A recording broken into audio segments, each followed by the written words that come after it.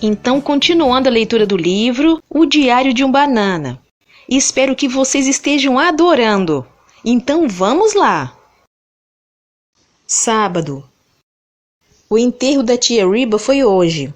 A mamãe falou que precisávamos ir, porque a família da tia Reba não era muito grande e tínhamos que dar apoio. Ela disse pra gente ir de preto, mas quando o Roderick apareceu com a roupa do seu último show de rock, a mamãe falou para ele voltar e se trocar.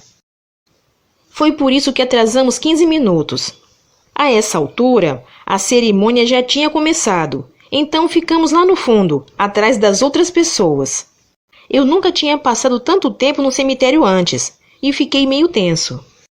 O motivo da tensão é que o Roderick sempre diz que quando a gente vai ao cemitério, precisa prender a respiração para não engolir um fantasma. Bom, segurei a respiração o quanto pude, mas não ia conseguir ficar assim durante todo o enterro. Só espero não ter engolido nenhum fantasma, porque as coisas lá na escola já são bem difíceis, e a última coisa que quero é ser possuído por alguém do século XVII. Algumas lápides tinham citações, e isso me fez pensar no que vou querer na minha. Tomara que eu diga alguma coisa muito sábia antes de morrer, e que escrevam minhas últimas palavras na minha lápide.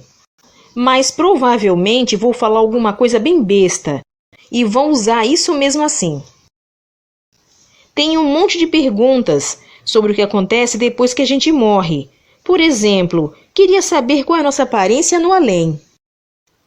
Se a aparência de todo mundo congelasse quando morresse, então o céu provavelmente ia parecer um asilo. E também quero saber que tipo de roupa se usa no céu. Se não der para trocar a que a gente estava vestindo antes de morrer, então preciso torcer para que nada de ruim me aconteça no Dia das Bruxas. Uma coisa posso dizer: quero viver o máximo possível, mas também não quero viver para sempre. Nos filmes sobre alguém que se torna imortal, sempre tem uma pegadinha que estraga tudo. Quando uma pessoa é imortal, precisa esconder isso dos outros, pois se souberem que ela não morre nunca, vai ser tratada como um monstro ou coisa do tipo. Mas se eu fosse imortal, não ia nem tentar esconder. Na verdade, ia dar um jeito de mencionar isso o tempo todo. Lá na escola eu aprendi sobre as várias religiões do mundo e que as pessoas acreditam em uma porção de coisas diferentes. Tem lugar onde o pessoal acredita que depois de morrer, você renasce como outra pessoa. Tem gente que acredita que dá para voltar como uma criatura totalmente diferente, como um animal ou inseto ou coisa do tipo, e que isso depende de você ter sido uma pessoa boa ou ruim. Bom, isso me deixou meio preocupado, porque fiz algumas coisas na vida das quais não me orgulho. E se as plantas tiverem sentimentos? Aí sim estou encrencado. Tomara que eu ainda tenha tempo de compensar as coisas que fiz, porque de jeito nenhum vou querer voltar como um besouro do esterco na próxima vida. A mamãe falou que a tia Reba não tinha muitos parentes, mas era cheia de amigos, o que explica tanta gente no enterro dela. Bom, acho melhor eu começar a arranjar novos amigos, ou não vou conseguir reunir muita gente quando bater as botas. Hoje, quando o enterro acabou, todos começaram a ir embora. Pensei que fosse reconhecer algumas pessoas, porque a tia Reba tem umas irmãs ainda vivas. Mas não vi ninguém conhecido, o que foi estranho. Mamãe parecia confusa também. Quando o pessoal se dispersou, nos aproximamos do túmulo, e foi aí que percebemos que era o enterro errado. Quando chegamos ao túmulo da tia Reba, a cerimônia já tinha acabado e não tinha mais ninguém. Eu só digo uma coisa: tomara que a tia Reba tenha visto tudo lá do céu e dado umas boas risadas por termos perdido o enterro. Mas pelo que me lembro, ela era daquele tipo de pessoa que não ri por nada. Segunda-feira. Hoje à noite no jantar, a mamãe falou que a gente precisava ter uma reunião de família. E reunião de família nunca é algo divertido. Mamãe contou que a tia Reba tinha uma vida bem modesta num apartamento pequeno, mas que era cuidadosa com dinheiro e soube investir. Bom, Eu não fazia ideia do motivo daquela conversa. Aí veio a grande notícia. A mamãe disse que a tia Reba tinha deixado todo o dinheiro para a família. Levei um tempo para sacar que isso incluía a gente. Ao que parece, quando você recebe esse tipo de notícia, não pode mostrar que está feliz, porque é um desrespeito com a pessoa que morreu. Só que nunca avisaram isso para as crianças. Depois que a mamãe fez a gente se acalmar, ela avisou que estava na hora de ter uma conversa séria sobre o que fazer com a herança. Eu já sabia exatamente como gastar a minha parte. Roderick disse que queria usar a parte dele para comprar um ônibus para a banda, e papai queria umas miniaturas caríssimas da Guerra Civil Americana. Manny, por algum motivo, queria usar o dinheiro dele para encher o quarto de mousse de chocolate. Só que a mamãe rejeitou todas essas ideias. Ela falou que a decisão ia ser tomada em família e que o dinheiro precisava ser usado com algo que beneficiasse todos. Então ela contou qual era a ideia dela, que era fazer umas melhorias na casa. Todo mundo achou a ideia bem sem graça, mas eu não. Fui correndo buscar os desenhos da minha casa dos sonhos e expliquei tudo o que eu queria, andar por andar. Só que a mamãe disse que o dinheiro que a tia Reba deixou não daria nem para a pista de patinação que eu tinha projetado para o segundo andar. Então sugeri coisas menos caras, como um sofá com privada embutida. A mamãe também não curtiu muito essas ideias. Ela disse que estava pensando em usar o dinheiro para ampliar a casa. Bom, para mim parecia uma grande ideia. Falei que com a ampliação, cada um poderia ter seu próprio andar. Roderick queria montar um estúdio de gravação e papai queria uma sala de vidro para poder expor sua maquete da Guerra Civil. Manny também teve sua própria ideia, mas pelo jeito era só mais uma tentativa de emplacar o lance do mousse de chocolate.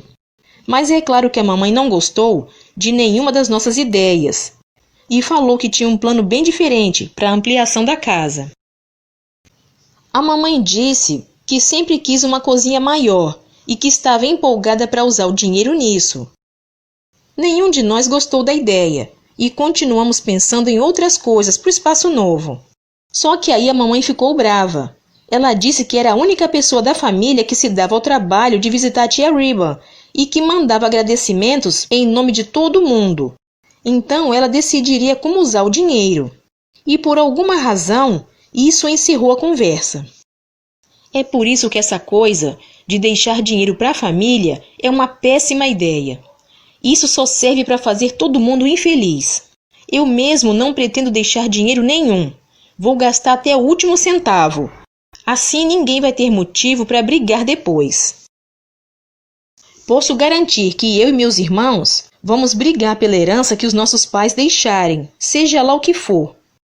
E já estou preocupado em não receber tudo que tenho direito. Isso porque assim que aprendi a escrever o meu nome, Roderick me fez assinar um monte de papel. E vai saber com que tipo de coisa me comprometi.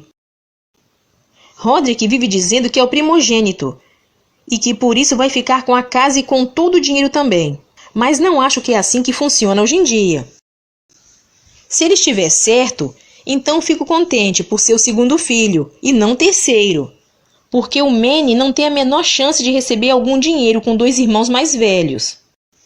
E é por isso que eu sempre fico esperto com esse garoto. Maio, sábado. A melhor parte desse lance de ampliação é que posso me gabar com o Hawley no caminho da escola. Falei que a cozinha nova vai ter bancadas de granito e chão de cerâmica e eletrodomésticos novinhos. Mas em vez de ficar com inveja, ele ficou feliz por mim. Então não sei que tipo de joguinho ele está fazendo comigo. A casa do Hawley é mais nova que a nossa e muito maior também. E isso não está certo, porque o Hawley é filho único, então nem precisa desse espaço todo. Quando ele se mudou para cá, falei para a gente trocar de casa, para deixar as coisas mais justas. Hawley achou uma boa ideia, mas infelizmente o pai dele não. E acho que foi isso que me fez começar mal com o Sr. Jefferson. Na real, estou ficando empolgado com a reforma, porque vai ser legal ter mais espaço. mas acho que ainda tem um monte de papelada para preencher e aprovar, antes da coisa começar para valer. Além disso, o papai quer arrumar algumas coisas na casa, antes que a reforma comece, e quer uma ajuda minha e do Roderick. Ele falou que quando o Roderick e eu tivermos nossa própria casa, vamos precisar saber fazer reparos sozinhos. Vivo dizendo para o papai que quando tiver a idade dele, ninguém vai ter que consertar nada sozinho. Mas ele parece não querer ouvir. Quando o papai tenta me ensinar alguma coisa nova, sempre tenho dificuldade para aprender. Algumas semanas atrás, ele mostrou para mim e para o Roderick como trocar pneus. Mas eu meio que perdi o interesse quando ele começou a falar sobre parafusos e calibragem. O papai ficou irritado com a minha falta de atenção e perguntou como eu ia me virar quando estivesse no acostamento de uma estrada com pneu furado. Falei que ia comprar um apito para usar sempre que precisasse de ajuda.